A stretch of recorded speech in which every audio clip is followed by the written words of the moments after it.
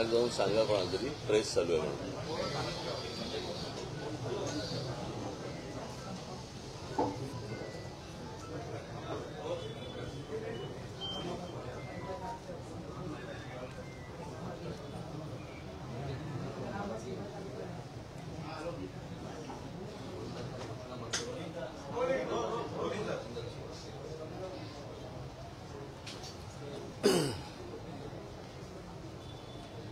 बोलू. काल महाराष्ट्र सरकारने हिंदी सक्तीचे दोन्ही GR रद्द केले किंवा रद्द करायला त्यांना भाग पाडलं आणि त्यासाठी म्हणून मी तमाम महाराष्ट्रातल्या मराठी जनतेचं अभिनंदन करीन.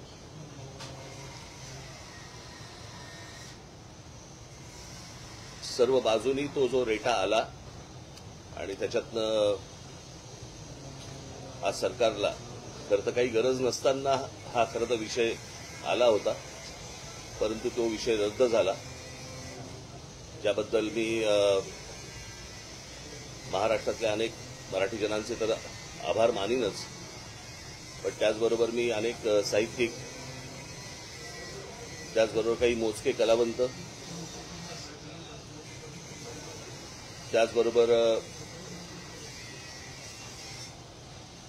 मराठी वर्तमानपत्राचे आणि मराठी टेलिव्हिजन चॅनलच्या सर्व पत्रकार आणि संपादकांचे मी आभार मानतो. हा विषय जेव्हा निघाला त्यावेळेला हा काही विषय क्रेडिटचा नाहीये, पण हा विषय ज्यावेळेला निघाला सरकारकडनं त्यावेळेला सर्वप्रथम आम्ही त्याला विरोध केला. त्याचं पत्रही आम्ही तुम्हाला मागच्या वेळेला तिन्ही पत्र मी तुम्हाला वाचून दाखवली होती आणि ती पत्र ज्यावेळेला गेली आणि वातावरण जसं जसं तापायला लागलं, त्याचबरोबर महाराष्ट्रामधले इतरही सगळे राजकीय पक्ष त्याच्यामध्ये उद्धव ठाकरेंची शिवसेना असेल, राष्ट्रवादी काँग्रेस असेल, शरद पवार साहेबांची इतर राजकीय पक्ष जे महाराष्ट्रामधले आहेत, संघटना आहेत, यांनी देखील त्याला पाठिंबा दिला. आम्ही 5 तारीख मोर्चाची जाहीर केली होती, खरं तर 6 केली होती, मग ती 5 केली कारण 6 तारखेला आषाढी एकादशी असल्यामुळे. आणि हा जर मोर्चा निघाला असता तर मला असं वाटतं न भूतो असा मोर्चा हा निघाला असता. जे साधारणपणे 70-75 वर्षाचे जी लोक आहेत त्यांना कदाचित संयुक्त महाराष्ट्राचा काळ आठवला असता आणि तसंच त्याच प्रकारचं वातावरण एक महाराष्ट्रामध्ये निर्माण झालं आणि मराठी ताकद काय आहे हे देखील राज्यकर्त्यांना कळलं. मराठी माणूस एकवटला की काय होतं हेही देखील कळलं. त्याच्यामुळे परत असलेल्या भानगडीमध्ये सरकार जाणार नाही अशी मी आशा अपेक्षा बाळगतो.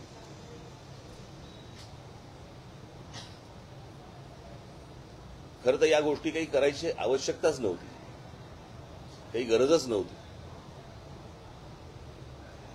त्या दिवशी माझ्याकडे दादा भुसे ज्यावेळेला मंत्री आले त्यावेळेला त्यांनी मला सांगितलं की आमचं ऐकून तर घ्या. तेव्हा मी त्यांना सांगितलं होतं, मी म्हटलं तुमचं ऐकून घेईन पण ऐकणार नाही आणि या विषयामध्ये कोणतीही तडजोड होणार नाही. कारण हे काय आहे, हे स्लो पॉइझनिंग आहे. हे हळूहळू एक या गोष्टी आतमध्ये पेरायच्या आणि ते खास करून महाराष्ट्राच्याच नशिबी येणार, बाकीची राज्य कुठची ऐकणार नाहीत. आणि हा प्रयत्न त्यांनी करून पाहिला, परंतु तो त्यांच्याच मला असं वाटतं अंगाशी आला आणि त्याच्यातनं तो सगळे GR मागे घेतले गेले. आता काहीतरी ते समिती नेमतायत, कोणाची ती जाधवांची. त्यांनी समिती नेमावी, त्याचा निर्णय आणावा न आणावा याच्याशी आम्हाला काही कर्तव्य नाहीये, परंतु परत ही गोष्ट होणार नाही एवढी सरकारने नक्की लक्षात ठेवावं. असल्या कोणत्याही गोष्टी आम्ही मान्य करणार नाही, या होणार नाही. आम्ही ज्यावेळेला शिक्षण घेतलं किंवा आतापर्यंत जे शिक्षण होतं त्याच्यामध्ये साधारणपणे 5वी नंतर 6वी पासून हिंदी आणि संस्कृत वगैरे असले प्रकार विषय वगैरे होते.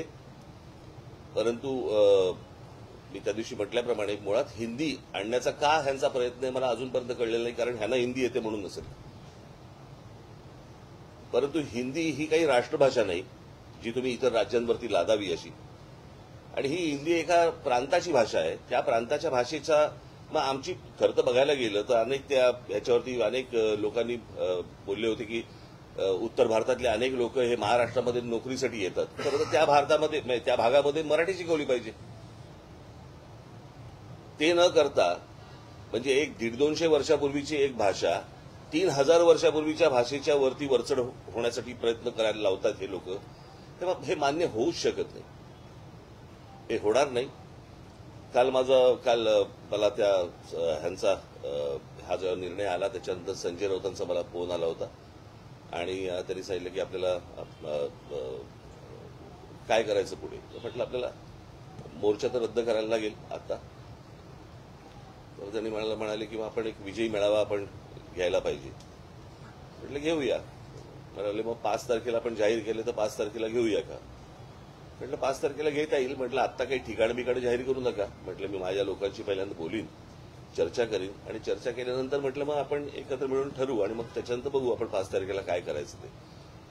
तर त्याप्रमाणे 5 तारखेला तर अजून काही ठिकाण वगैरे ठरलेलं नाही. मी माझ्या सहकाऱ्यांशी बोलीन, मग त्यांच्याशी बोलणं होईल, माझे सहकारी त्यांच्याशी बोलतील आणि मग त्याच्यातनं 5 तारखेचा मेळावा होईल.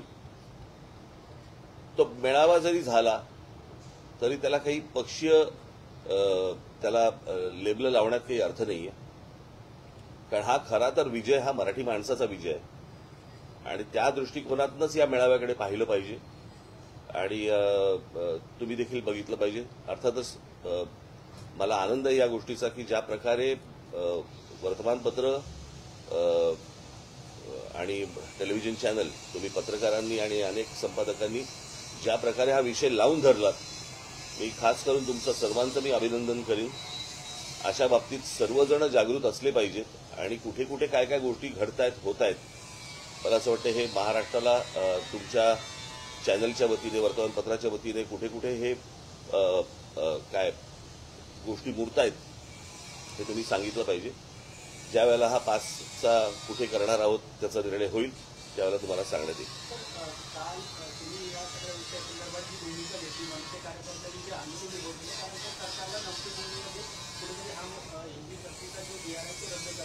हे मागे बंद करायला सांगते, काय कामं चालू आहेत.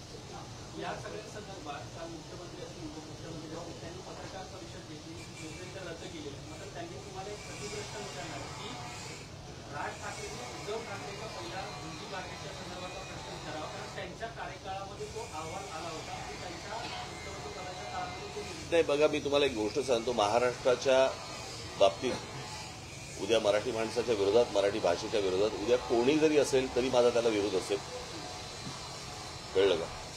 आणि उद्या जर समजा उद्धव ठाकरेंच्या काळामध्ये मला आत्ता मी तेव्हा हा प्रश्न विचारला यांना, परंतु तो कुठचा उच्च शिक्षण, प्राथमिक शिक्षण आणि काय उच्च शिक्षण याच्यामधला तो शालेय काहीतरी असेल, तो त्याच्यानंतरचा तो विषय आहे असं माझ्या आता कानावरती आलं. मला अजून त्याच्या डिटेल्स मला मिळाले नाहीये.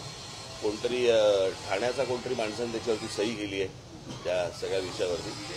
परंतु माझी विनंती हीच राहील महाराष्ट्रातल्या प्रत्येक राजकीय नेत्याला की मराठी महाराष्ट्र या विषयावरती, मराठी भाषा या विषयावरती कोणतीही कोणाहीकडनं, आमच्याकडनं तर होणारच नाही, पण तडजोड होता कामा नये. यापुढे सर्वांनी मला असं वाटतं सतर्क राहणं आवश्यक आहे. सर्व बाजूनी महाराष्ट्राचे लचके तोडण्याचे प्रकार सुरू आहेत आणि हे कुठेतरी थांबवणं आवश्यक आहे. मराठी माणसांनी देखील आजूबाजूला काय गोष्टी घडतायत याच्यासाठी जागृत राहणं पण तितकंच गरजेचं आहे. आणि मला असं वाटतं 5 तारखेचा मेळावा ज्यावेळेला होईल त्यावेळेला 5 तारखेच्या मेळाव्यामध्ये मी बाकीच्या सगळ्या सविस्तर गोष्टी मी बोलीन. प्रश्न असा होता की काल काही ठिकाणी जिल्ह्याची होळी झाली, आंदोलन झालं, त्यावेळी दोन्ही पक्षाचे कार्यकर्ते त्यामध्ये सहभागी झालेलं चित्र पाहायला मिळालं की त्या हिंदी सक्तीचा जिया रद्द झाला तर त्यावरून चर्चा सुरू की दोन्ही ठाकरे बंधू एकत्र येऊ नये, त्या अनुषंगाने ताकद नावाने उभी राहू नये किंवा दिसू नये म्हणून हा सरकारने ताकदीचा निर्णय घेतला. प्रश्न असा आहे ना, मी परत तुम्हाला तेच सांगतो ना, तुम्ही त्या मोर्चालाही पक्षीय लेबल लावू नका आणि उद्या विजयी मेळावा झाला तरी त्याला पक्षीय लेबल लावू नका. कसं आहे, युत्या, आघाड्या, या सगळ्या गोष्टी, निवडणुका, या सगळ्या गोष्टी येत जातील, जात जातील, सगळ्या गोष्टी होत राहतील. मराठी भाषा संपली, परत नाही येणार. कळलं का? कारण भाषा ही संस्कृती टिकवत असते. उद्या तीच जर मुळाशी गेली ना, तर या युत्या आघाड्यांना काय अर्थ आहे?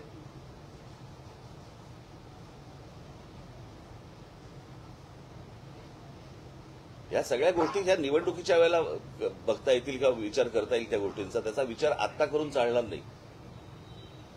आत्ता मला असं वाटतं की या सगळ्या गोष्टींकडे तुम्ही एक संकट म्हणूनच पाहावं, त्याला राजकीय लेबल लावू नयेत. कळलं का? आणि उद्या त्या प्रकारचा काय मेळावा काय घ्यायचा असेल तर कसं होतंय, काय होतंय हे मी आपल्याला कळवेन.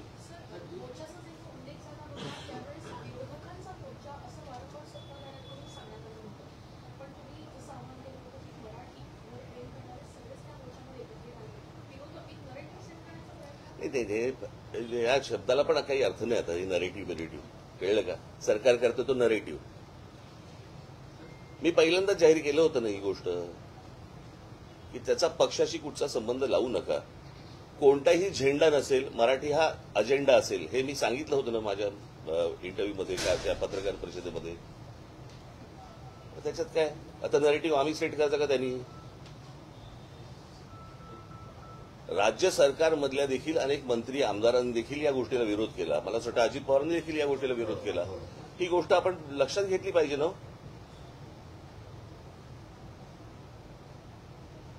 आपण पाहिलं असेल तर सत्ताधारी पक्षामध्ये पण अनेक लोक विरोध करतात. पुन्हा एक समिती नेमण्यात आली. समिती अभ्यास करून असं सांगणार आहे की कुठल्या इयत्तेपासून हे लागू करायचं. मी आता काय बोललो? मगाशी बोललो ना. मला असं वाटतं मध्ये नव्हता का तू? होताच ना. मग मला पण एक प्रश्न विचारायचा. असं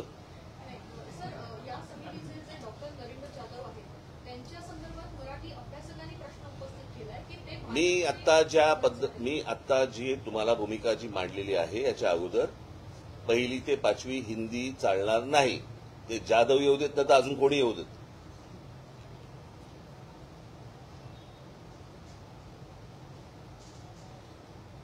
कळलं का? महाराष्ट्रामध्ये ज्या प्रकारचा मराठी माणसांनी विरोध केलेला आहे या गोष्टीला, याची जाणीव मला असं वाटतं जाधवांना असावी.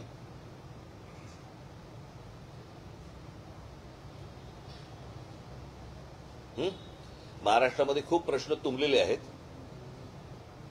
भाषेवरती उगाच विषय आणू नका.